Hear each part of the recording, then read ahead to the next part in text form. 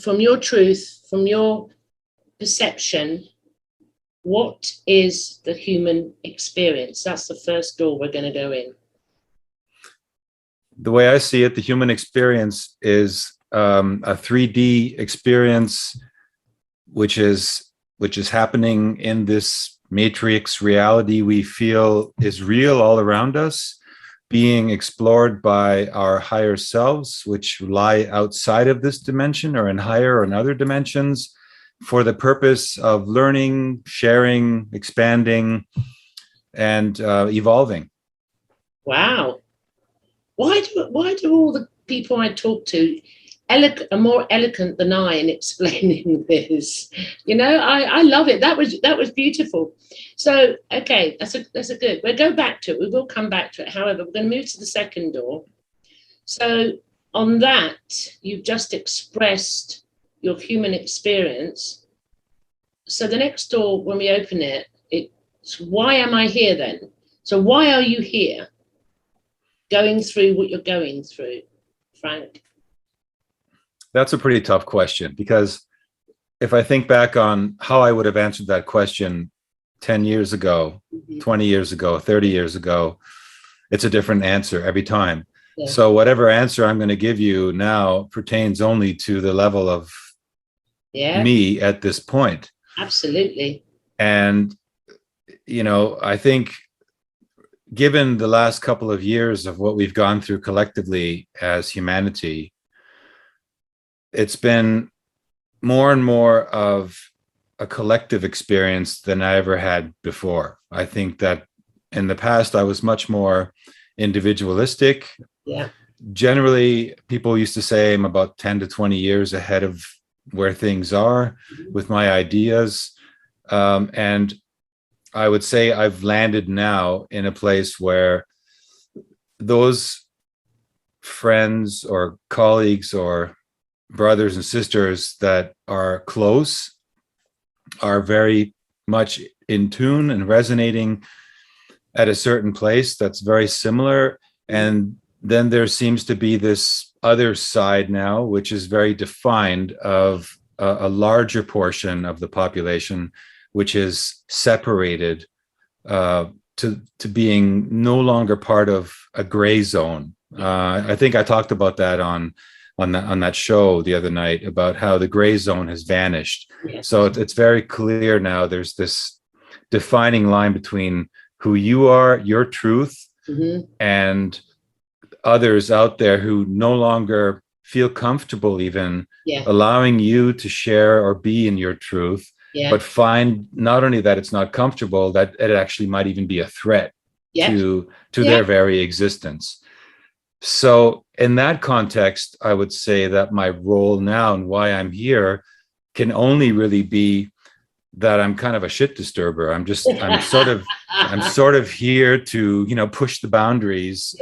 And my personal interest has a lot to do with uncovering the truth.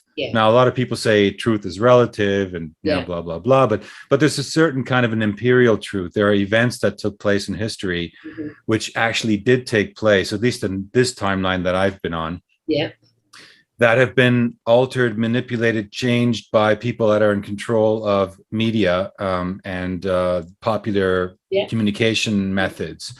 And because I'm working in those fields as a media producer, I have a unique insight into that. So for me, the truth is very much uncovering where we were lied to, because 100 years ago, it was very much easier to lie to the public with propaganda than it has been since we've been given the tools of sharing, such as the internet, such as computers. Now, that doesn't guarantee that we're going to be able to not be succumbing to the propaganda. In fact, maybe it's even gotten worse in some levels, but it certainly does allow us to share information and share quicker and access information much better than we ever could in the past. Okay. Thank you. That's really interesting.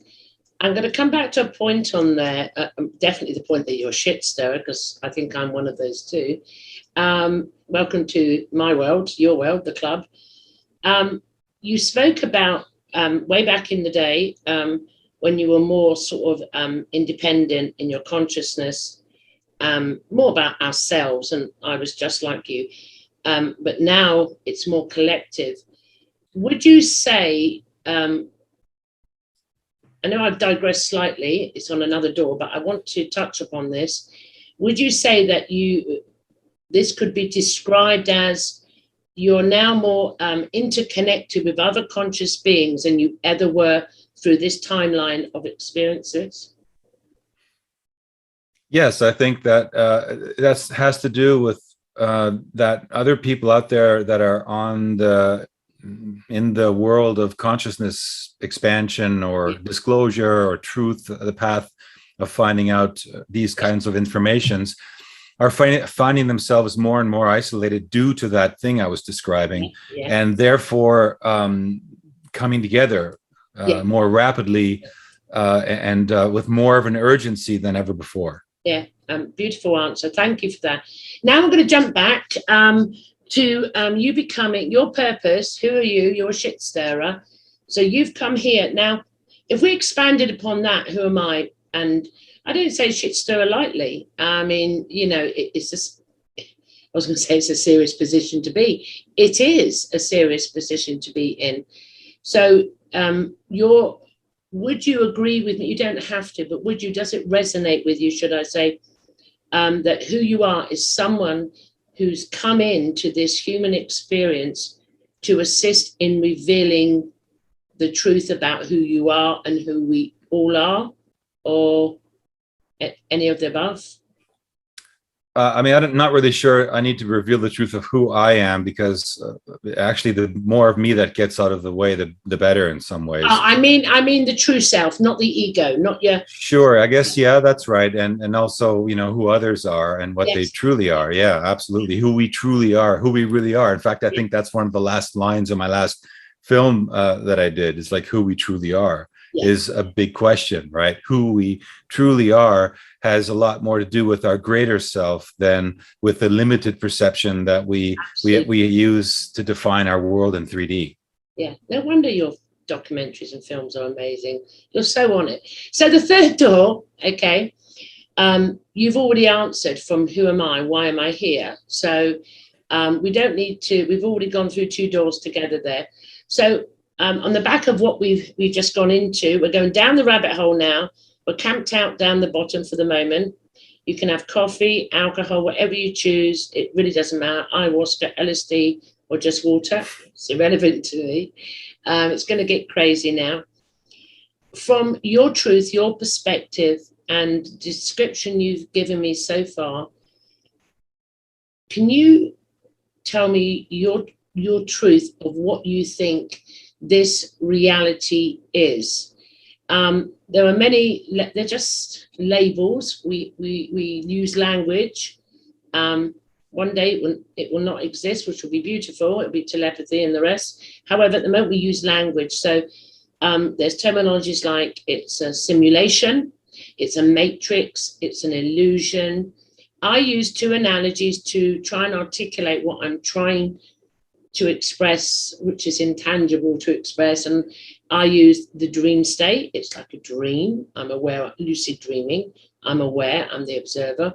Or I use another analogy that it's like a film and I'm one of the actors in the film. So I'm participating, but I'm the observer watching it at the same time. So to put more clarification on what is reality. So what's your truth on that one, Frank?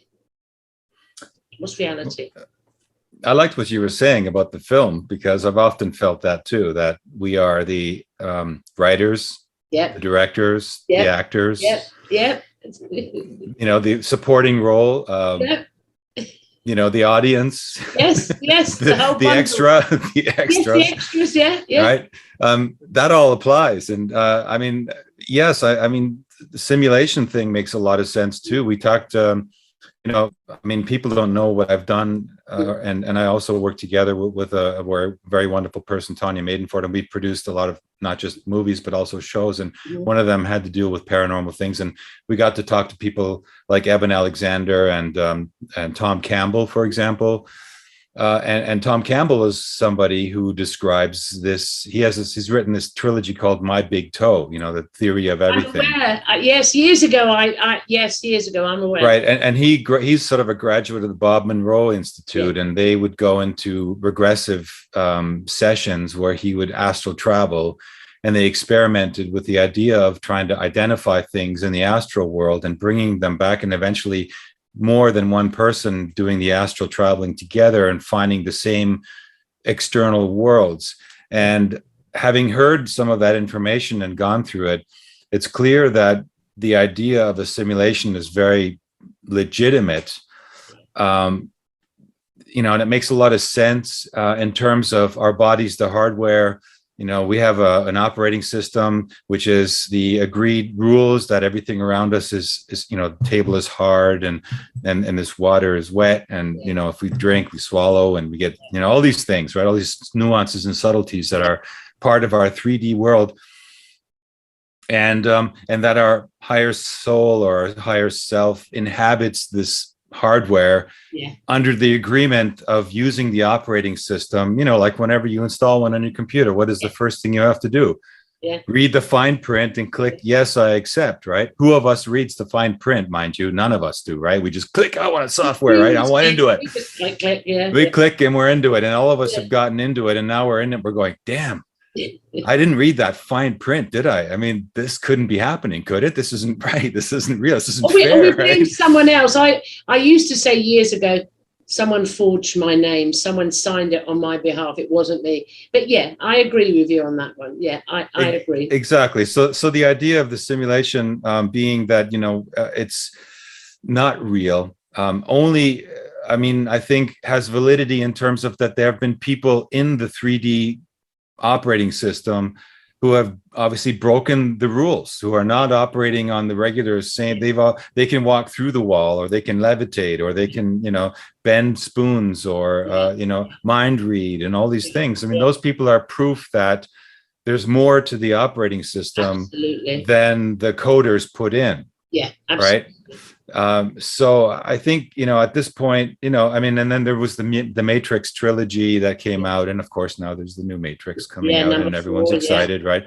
But the first one was probably, in my opinion, the most powerful one, because it was the most unique, and it challenged a lot of people's ideas about, that you've got this sleeping body, and then you've got this part of you, which is in the dream world, just like you described. Yeah. So I think, it doesn't really even matter, because in the end, if you accept that you're not part of the operating system, or you're not the simulation, or whatever you want to call it, the language in itself doesn't really matter anymore. I think at that point, you realize there's a part of you which is maybe eternal. Yeah. And then there's a part of you that you're experiencing, which is temporary. Yeah.